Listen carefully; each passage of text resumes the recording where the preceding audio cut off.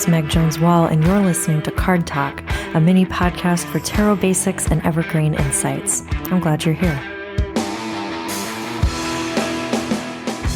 In our episode today, we are going to be talking about tarot journaling.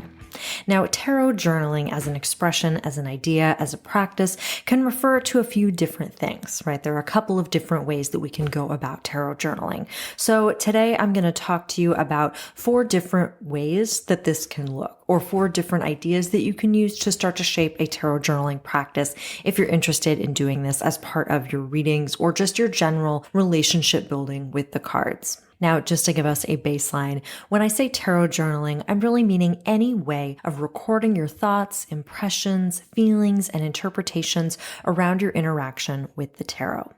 I know that depending on who you are, how your brain works, what your body is like, journaling might feel really good, or it might feel like something that has always eluded you. I know some folks who journal every day and have journaled every day for most of their life. I know other people that have journaled intensively at various periods of their life, but then at other times it might find themselves never really reaching for their journal. But the thing is, tarot journaling can look a lot of different ways, and it also doesn't have to be intimidating. So even if you're someone that doesn't consider yourself a journaler, this still could be a practice that you might find really supportive and helpful in building your own tarot relationship and learning to work with the cards in more depth. This doesn't have to be complicated, and there are a lot of different ways that this can look. Before we start talking about methods for journaling, I do want to clarify that I think sometimes when people think about journaling, the first thing they might think about is handwriting on paper with a pen or a pencil. And that's totally fine, right? If your journaling looks like you sitting with a blank book and writing in it by hand, that's beautiful. Love that for you.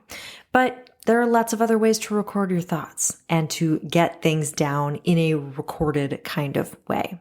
You can handwrite, but you can also type, or you can make a voice memo, or you can do transcriptions or dictations, or you can doodle or draw, or even make a collage or use stickers. You could use software like Notion or make an Excel spreadsheet. You could write in a calendar or a daily planner, or you could just use a Google Doc. You can use social media. My tarot journal was Instagram for years. But you could also use Pinterest or a different kind of community platform, share your polls with people.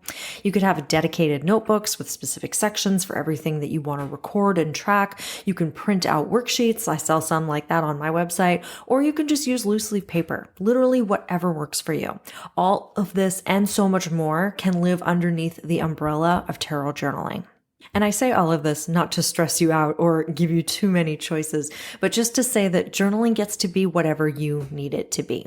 You can tailor and create and adapt and change a journaling practice as you go, but you also get to play around and figure out what actually makes sense for you and what feels good for you.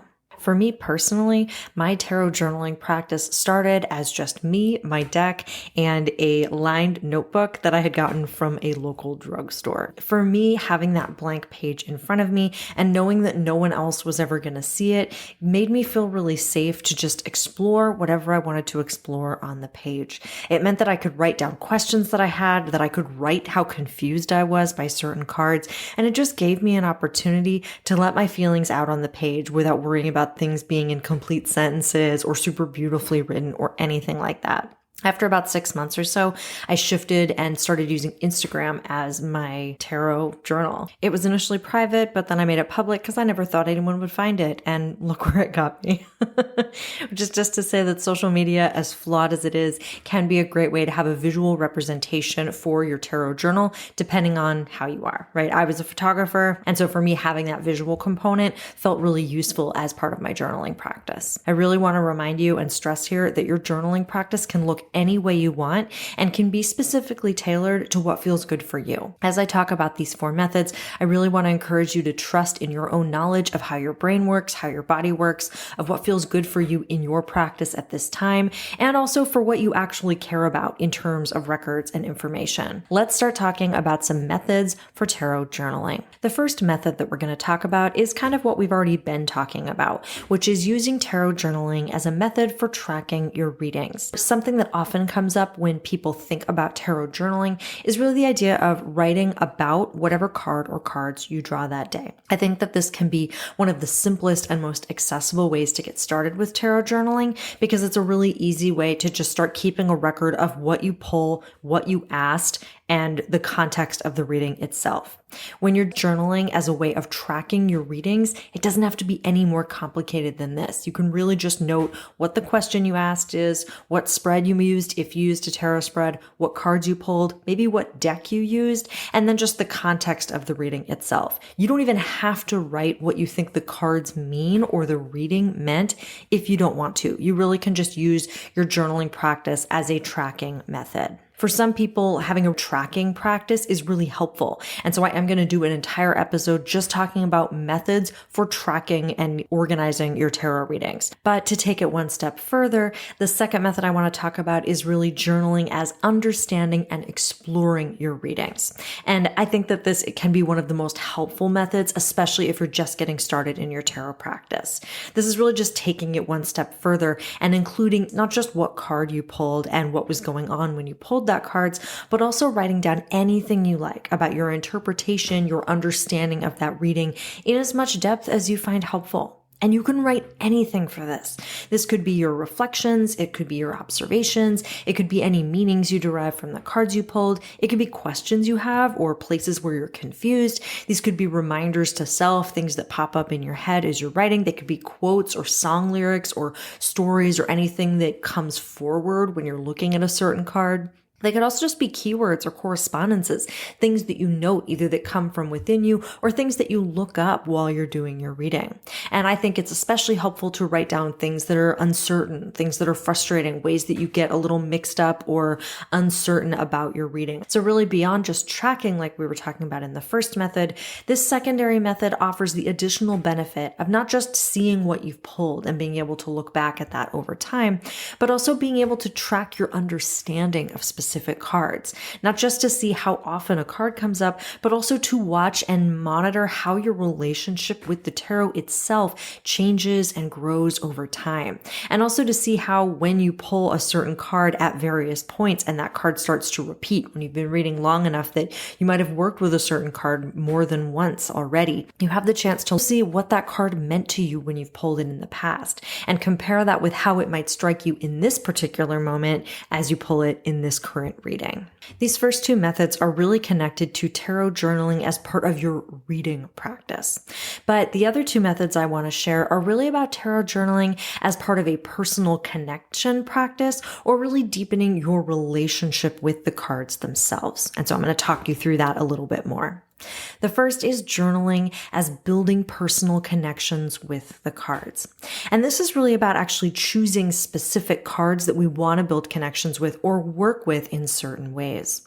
This might mean that you calculate your birth card or you're looking at a card that has a correspondence with part of your natal chart, right? You might realize that, like for example, I'm a Scorpio sun, which is connected to the death archetype in the major arcana. Maybe I want to work with that a little bit more, especially if you're not sure how to find yourself in that archetype or you just want to understand it more deeply. You could choose that card really specifically and decide to journal about it.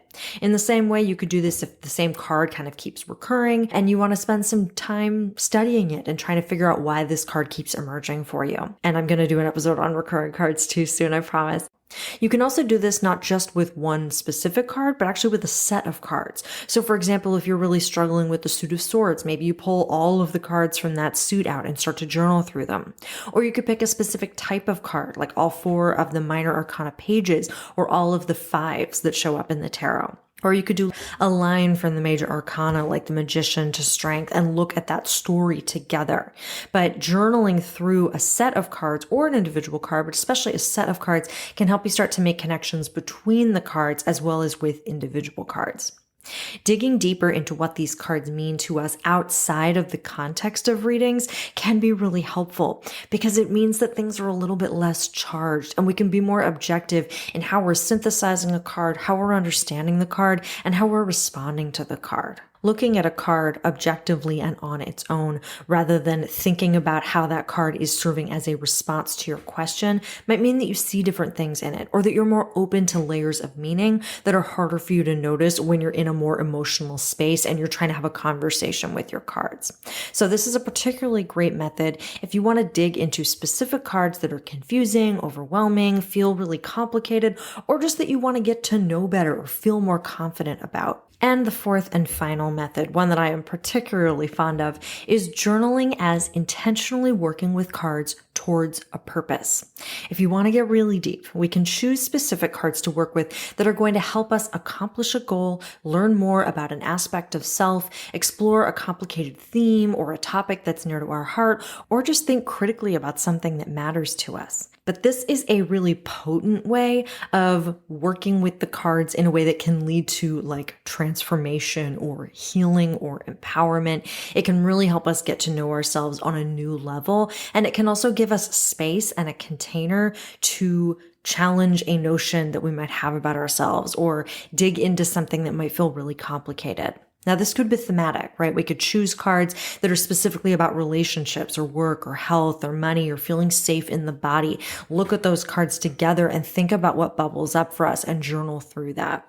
But it could also be about an emotion, like choosing the cards that represent to us a specific feeling or a sensation. This is quite literally what we're doing in my upcoming journaling series, Queens of Spirit, where we're using them as a container to explore certain emotions. But it can also be about goal setting. We can choose cards that like embody who we want to be, or that represent something we want to accomplish, or that paint a picture of the kind of world that we want to build, or that represent something we want to become or learn to do or strive for or not be afraid of anymore. Really, the sky's the limit here, but this is a fantastic way to name something that we want or name something that we want to learn about, whether it's a desire, a fear, a hope, a dream, or something else, and start to give ourselves the space to unpack it and explore it and be curious about it. Using tarot journaling in this way can be fantastic for manifestation, for reflection, for personal interrogation, for transformation work, for therapeutic work. There's so many ways that we can use really any of these methods, but especially this final method, to get to know ourselves better and to help ourselves carve out space to learn something about ourselves or to start setting intentions towards something that we want to accomplish. I think that having the tarot as our companion for this kind of work, and also being able to have those representations visually or otherwise of what we're thinking about or feeling or wanting or afraid of or wanting to move away from or trying to decide between or whatever else, can be really helpful. It can just anchor us to something. And because the cards are tangible and physical, and because whatever method of recording is going to require our attention, it can really help us to slow down and really be present with our feelings, with our thoughts, with our impulses or our instincts, and really honor what's happening within us. And we don't have to be alone because the tarot cards are with us, which can just be really affirming, especially if you're doing tough personal work. Now, it's absolutely possible to do all of these things at once, but I really hope that in thinking about tarot journaling as part of a reading practice and tarot journaling as sort of a study practice or personal practice, you are starting to get a sense of just how powerful tarot journaling can really be and just how wide it is, right? I'm only naming 4 options, but there, I'm sure, are dozens of ways that you can utilize journaling as part of your tarot practice to understand the cards better, to build connections with the cards in new ways, or even to challenge yourself and really dive deep into a topic that has deep meaning for you. I always like to wrap up these episodes with a little tip or a trick that you can take with you. And for this episode, we're going to keep the tip really simple. I want you to play. I want you to play around with different options for journaling, both in terms of medium and in terms of method. If you're typically someone that only handwrites, try typing or try voice memos or try doodling.